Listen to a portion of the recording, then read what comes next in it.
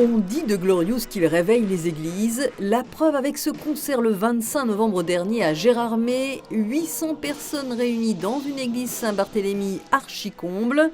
C'est ça l'effet Glorious de la pop louange et du rock chrétien. La pop louange, c'est en fait l'alliance de la pop, la musique actuelle qui vient des Beatles à la base. Alors nous aujourd'hui on parlerait plus de Coldplay ou de choses comme ça, la pop, la musique pop, et la louange, c'est les textes bibliques, les textes spirituels. Donc pop louange, ça veut dire c'est de la musique actuelle, de la musique moderne, mais en même temps ça parle de notre foi et de Dieu. Donc c'est un peu particulier parce que souvent on se dit les choses de Dieu, les choses des églises, c'est souvent de la musique vieille, c'est souvent vieillot. Et ben nous on a voulu montrer qu'être jeune et être chrétien c'était possible. Nous on essaye juste d'avoir des chants qui racontent ce que l'on essaye de vivre en tant que jeune du 21e siècle, ce que l'on essaye de vivre dans ce monde. Et Glorious plaît bien sûr aux jeunes catholiques, mais pas seulement. Bondissez de joie et vous, élevons notre roi, tous des cris de joie, dansons pour notre roi. La question spirituelle, elle habite le cœur de chaque homme et qu'on ait 7 ans ou 77 ans. Et nous, c'est ce qu'on essaye de faire à notre façon avec Glorious, de dire mais en fait la question de Dieu, elle est là, elle est pour vous. Et on essaye d'encourager les gens à travers notre musique. Retour avant le concert, le public attendait avec impatience l'ouverture de l'église. Les organisateurs, des fans du groupe et amis s'étaient lancé un défi, faire venir Glorious. Challenge réussi. Je pense qu'effectivement des soirées comme nous allons le vivre, ce sont vraiment des moments très forts, des tournants dans notre vie de foi chrétienne. Donc oui, je pense que c'est des choses qu'il faut que ça soit un peu plus souvent. Mais effectivement, ça demande quand même une grosse organisation et un gros travail de fond. Mais en tout cas, nous, on est très satisfaits de cette réussite. Et on voit que dans ce genre de rassemblement, on arrive à remplir une église. Et effectivement, c'est un renouveau, c'est un élan qui est donné. Et nous, on s'appuie sur cet élan. Après, c'est à nous de prendre le relais en dehors. C'est-à-dire que ici, c'est un événement, un grand événement. On est très très heureux que ça soit rempli.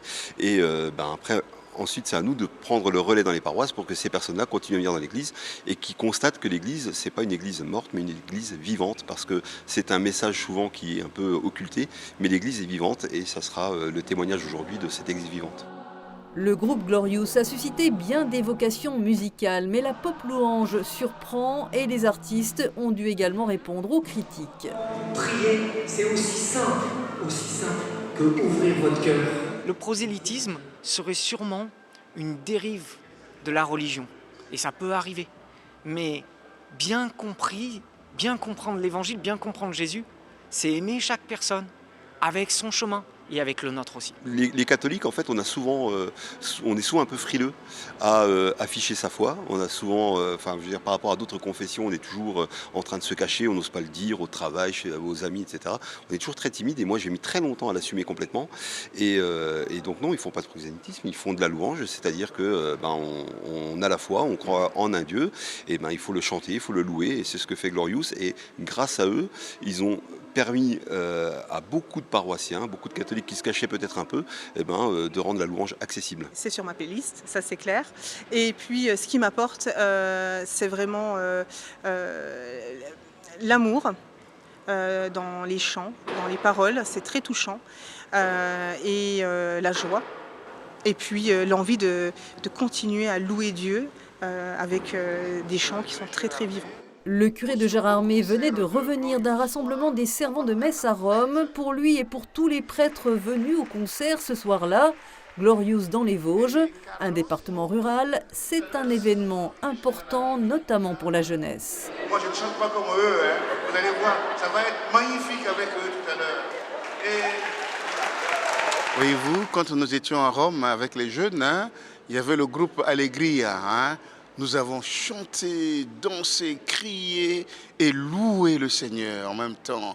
Et donc, moi, je pense que la venue de Glorious ici à Gérardmer, pour moi, c'était un moyen de redynamiser un peu la paroisse, et surtout les jeunes, quoi. Voilà. La foi viendra peut-être après. Dieu fera ce qu'il voudra. Pour moi, c'est que les jeunes, quelle que soit leur croyance, on peut dire comme ça, voilà, se sentent d'abord aimés et accueillis par cette église-là. Je vais vous raconter. Il y a un homme qui me dit mon père, chaque fois que je rentre dans une église, c'est triste, c'est tellement triste. car il y a seulement les obsèques. Mais je pense, à travers nos montagnes, il y a quelque chose qui bouge. Il y a les jeunes organistes, il y a les concerts, donc je pense qu'on peut proposer quelque chose à travers nos célébrations. Et c'était à la suite des JMJ, les Journées mondiales de la jeunesse en 2002, que Glorious s'était formé. Ce soir-là, des jeunes de la nouvelle génération des JMJ qui partiront cet été à Lisbonne au Portugal étaient présents.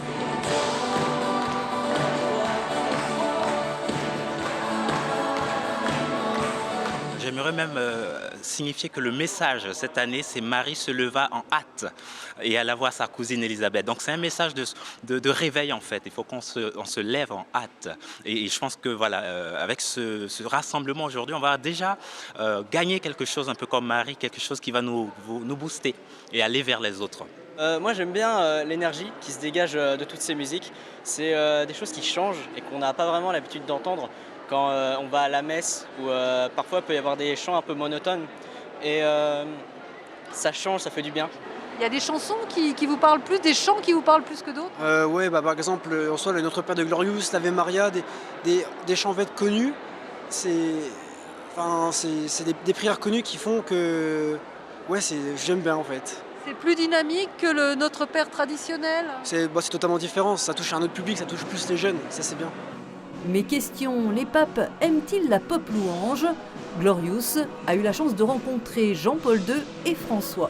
Jean-Paul II, ça a été quelqu'un pour nous qu'on a découvert dans des grands rassemblements, justement à Paris, quand il y avait eu en 97, en 2000 à Rome. Et c'était un homme qui aimait vraiment les foules et qui n'était pas effrayé par la culture. Quelquefois, les prêtres, les évêques, les papes, ils peuvent avoir peur de tout ça. Et lui, il aimait ça et c'était trop bien. Et nous, on a vraiment adoré le voir. On était vraiment fans de son discours. Et c'est quelqu'un qui nous a encouragés à garder la flamme dans notre cœur. On a eu beaucoup de chance d'aller au Vatican et de rencontrer dernièrement le pape François. C'était incroyable. Pendant 40 minutes, on a pu s'asseoir avec lui, parler. Et il était vraiment, d'abord, c'est ce que décrit la presse. C'est vraiment ça, c'est-à-dire quelqu'un de très simple, de très accessible. Il nous a dit, mais moi au début, la musique dans les églises, j'aimais pas du tout. Au départ, c'était pas mon truc. En Argentine, il dit, vous savez, je suis jésuite, moi, c'était plutôt une musique traditionnelle. Et en fait, il nous a dit, j'ai vu dans ma paroisse des gens revenir à la foi parce qu'il y avait de la samba.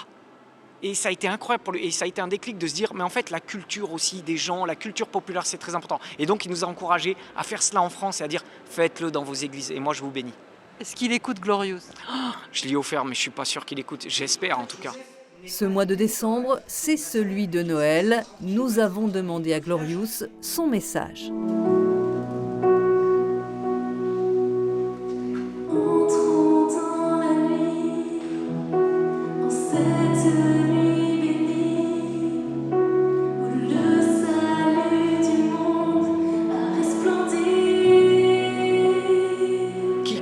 Que l'on soit chrétien ou pas, le message de Noël nous parle profondément à nos cœurs. Et qu'est-ce que nous dit ce message, si ce n'est de dire la lumière a brillé dans les ténèbres. Et en ce moment, dans notre monde, il y a vraiment de quoi voir beaucoup de ténèbres entre la guerre en Ukraine, entre les tensions sociales, les choses comme ça, des gens qui se disent mais est-ce que demain j'aurai encore un emploi, est-ce que j'aurai encore une famille demain? Et le message de Noël, c'est cet enfant qui vient comme la lumière au milieu de la nuit. Et cet enfant, il n'est pas juste venu il y a 2000 ans, il vient encore aujourd'hui dans votre cœur. Donc courage, gardez espoir, la lumière arrive. Joyeux Noël.